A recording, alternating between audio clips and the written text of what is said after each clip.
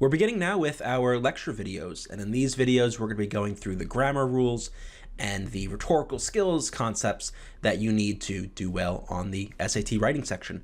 So the way these videos are going to work is we're going to go through a number of the practice sentences from the packet that you should have already completed, and we're going to use these sentences in each video to illustrate the rule or the concept or whatever that we're going over in that particular video. So we're going to start with the practice problems, compare your answers to mine as we work through them, and we're going to use them to illustrate some rule or principle, and then we'll maybe define it at the end and give some additional tips or info for each of the concepts. So let's begin with the first one. So I walking. What's wrong with this sentence? Well, the problem is it's not actually really even a sentence, right? I walking is not something that you could say, not something that stands on its own. So what do we have to do to fix this? This, by the way, is called a fragment, and that's the topic of this video, as you can probably see. So how would we fix this? Well, there's a lot of ways to fix this. You could add an M here. I am walking. You also could change this to I walk or I walked. There's other ways you can change it. You could say I was walking, I have been walking, I had been walking, all different ways to change it. The point is, in those changes, you are changing this ing word, which is not a verb, and you are changing it to some sort of main verb, a verb that can be used as the main verb of a sentence. So a lot of ways to fix it, but the key is you can't just have I walking. That's not a sentence. John and Mary spending their weekends singing in a church choir. Again, we have no main verb in the sentence. This is just a collection of words. It's a phrase, but it's not actually a sentence. So what do we have to do? Well, we could change this word spending to something like spend or spend. I guess spended wouldn't be the past tense form of it. Spent, right? So you can change it to spent. You can change it to has spent or has spent it, whatever. Point is, you have to change the form of it. You can't keep it as spending. You have to make it a main verb so that it's no longer a fragment. Same thing with this one. Here, thinking over all his options, not only do we not have a main verb, but we don't even have a subject. We don't have something the sentence could be about.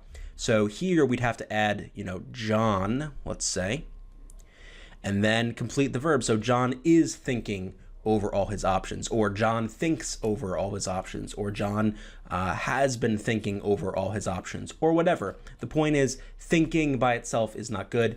Notice we need to have both a subject and a main verb in our sentences for them to be complete. Working for 70 hours per week on a project due in 90 days. It's kind of the same thing as the previous one. Sure, it's longer and there's a lot of words here, but the length of a sentence, the length of a collection of words, doesn't really have anything to do with whether or not it's a complete sentence. It has to have these elements of a subject and a main verb at the minimum in order to make it complete. So again, we could say something like John works for 70 hours per week, or worked for 70 hours per week, or whatever. The point is, we want to make sure it's a main verb. The mansion located on the outskirts of town. Even if it doesn't have an ing, if it has an ed, sometimes it's still not going to be a complete sentence. Notice we need to add something here like is. The mansion is located on the outskirts of town. That would be a good correction. The mansion was located. Whatever. The point is, located by itself is not going to work in this case, makes it a fragment. To improve your SAT skills is not really anything. It's not a sentence. It's maybe giving a reason for something or an explanation of something, but it's not actually a sentence. So maybe I would add something like, I need to improve your SAT skills. That would complete the sentence. Again, there are a lot of corrections that could work. In France, after the French Revolution, but before Napoleon. So this is giving us a time when something is happening, but notice there's no main verb, there's no subject. We have really nothing that this sentence is actually about. We have a time and a place. So to complete this, we would have to add some more information. So for example, I traveled back in time to France after the French Revolution, but before Napoleon. Something like that, right? You need to have an actual core of the sentence that has a subject and an action, a verb. The violinist who trained with the great masters playing at the theater right now. So here we have what could seem like a verb, trained, but notice it's part of this who clause, which is really just describing the violinist. It's not the main action of the sentence. All of this you can think of as one big noun, one big subject, the violinist who trained with great masters. That is our noun. We still need a verb. And again, playing isn't a verb. So we could change this to plays or played or is playing or was playing, whatever. Point is, you got to change that to make it a main verb. Steve Jobs, a visionary inventor and businessman, placed many demands on his employees. So here, this end would only make sense in the case where we already had some sort of verb. So Steve Jobs was ambitious, how about that, and placed many demands on his employees. Now the end would make sense because we would be connecting Steve Jobs and the two things that he was or that he did, that he was ambitious and placed demands on his employees. Another way to actually fix this is if you just get rid of the end, you will then associate the verb placed with Steve Jobs, and the sentence will be complete that way as well. Steve Jobs, a visionary inventor and businessman, placed many demands on his employees. No problem. Notice this thing in commas, and we're going to come back to this in other situations when we're dealing with this kind of sentence. Stuff between commas, such as in the previous question, in this one, you can temporarily eliminate it from the sentence. Read the sentence, and the sentence should work. So, for example, if we did that in our original here, we would have Steve Jobs placed many demands. What? You would need, again, a verb there, or you get rid of the end. So that's a useful little trick. Get rid of the stuff between commas, at least in your brain, in your mind, and then think, when you read the sentence, does that sound right? Do I need to make a change? Riding his bike through the wind and rain, the racer who trained for months to win this race. So notice, again, we've got a lot of words here. It's a rather long pseudo sentence, and it has what seems to be like a main verb, but notice again it's associated with this who clause, which is all describing the racer. We don't even have a main verb in the sentence. We have a subject, it's the racer, and we have a bunch of words describing information about the racer. We know that this racer is riding his bike through the wind and rain. We know that he trained for months to win this race, but we don't actually have a core action of the sentence. So to fix this, we would have to add something to the end of it. So something like the racer who trained for months to win this race almost fell off his bike, whatever. Doesn't really matter what it says. The point is that we have some completing to the sentence. We have this main verb, in this case fell, to complete the action of the sentence. Although Buffy tried to slay the vampire, so we're going to talk more about these particular types of sentences later. They're called subordinate or dependent clauses. But here, we don't quite have a complete main thought. Notice this is depending on something else. So on some completion to the sentence, right? Although Buffy tried to slay the vampire, what happened, right? So you can just say something like she failed, or some other completion to the sentence where you would have a main sentence. We'll talk more about these structurally later, but again, even if it has a main verb and a subject, it still sometimes isn't a complete sentence if it's depending on other parts of the sentence to be an independent thought.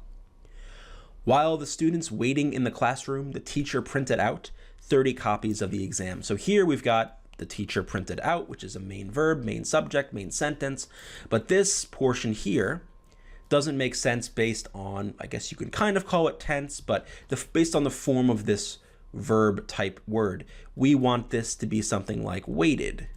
While the students waited in the classroom, the teacher printed out 30 copies. That makes it consistent with the first part of the sentence and gives this opening phrase something to do, makes it make sense in context.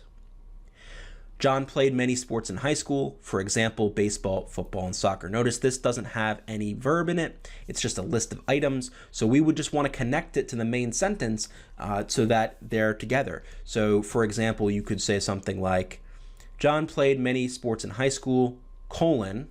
Would a colon be good here? I mean, no, probably what you would do is get rid of one of the ways to fix it, get rid of the for example, and you could say something like such as, or including. You could, if you wanted to, put a comma there. It doesn't really matter in this case. But you would need some way to connect these so that you don't have this dangling fragment that's not actually a sentence, just hanging out by itself. That should be associated with the main sentence. Bobison is deathly afraid of spiders. which is why he doesn't want to live in the attic anymore. Again, we have this complete sentence here, which is great, but this is a fragment. This, because it starts with this word which, is just dependent. It needs to be associated with a main sentence. So one of the ways to fix this would be to put a comma here, though I think you might want to change this because it's a little bit wordy. So you could say something like, Bobison is deathly afraid of spiders, comma, so he doesn't want to live in the attic anymore. That would be totally fine. We'll talk about ways later about how we connect sentences together properly. Point is, there are a lot of ways to fix this. You just cannot have the which here, this which sentence, pseudo sentence, hanging out by itself. It's got to be attached to something else. Just like in the previous sentences, we saw all these who clauses. Here was the who, here's another who. They had to be attached to a sentence. They couldn't be hanging out by themselves. That makes them a fragment. This is a story about ostriches, a story that will make you laugh. So our fragment is this. This is not a complete sentence. It's just describing something about the story, but there's no actual main verb, main action here. So again, what we could do is we can just put a comma here and connect them. There are other ways to combine these together, but something like this is a fragment, and it needs to be connected to a main sentence. Hercule Poirot being the most qualified for the job because he has many years of experience solving murders. So here we've got a good opening sentence, but this is not a sentence. It's not simply because it starts with because, and we'll talk about that later again when we talk about subordinate clauses. It's that when you start it with because, you have to have a main sentence. This is again, like before with that although sentence, what we would call a dependent or subordinate clause. It's depending on some independent sentence either before it or coming after it. I couldn't walk up to you and say, because he has many years of experience solving murders. Okay, what? Because what, right? We're waiting for that connection. So one way to fix this is just get rid of the period, change that to a lowercase b, and that would connect the two sentences, no problem. And again, we'll talk more about the mechanics of this later.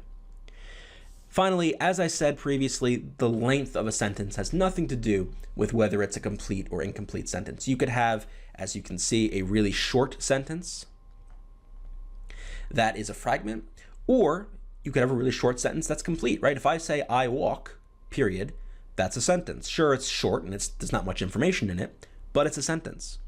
So length doesn't directly impact whether it's a fragment or a complete sentence. It's the structure. So if we look at this, there's a lot of words here, but this is actually a fragment. There's no main verb. Abraham Lincoln, the 16th president of the United States, born in a log cabin in Kentucky, eventually assassinated by John Wilkes Booth in Ford's Theater near the end of a civil war that had killed hundreds of thousands of Americans.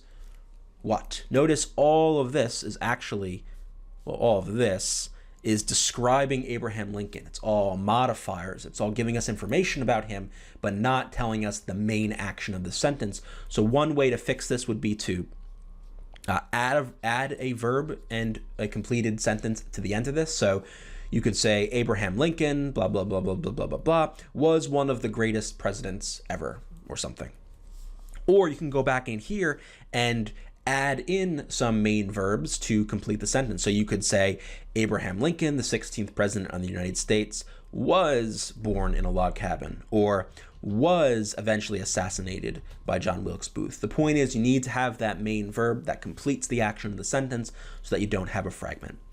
So to sum up what we have learned, fragment is a group of words that seems like a sentence, but lacks a subject and or a main verb necessary to allow it to stand on its own. And when we say stand on its own, we mean, could you say this sentence by itself with no additional information or no additional sentences, and would it make sense? Would it be able to do that? Or do you need to add something to it to make it stand on its own?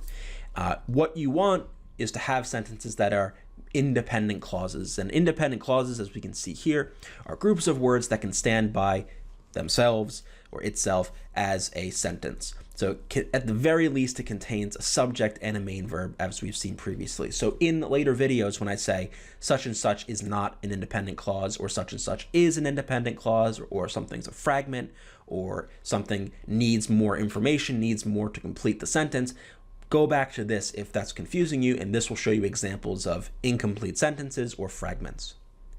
Let's go through an example question from the practice test, from practice test number 1.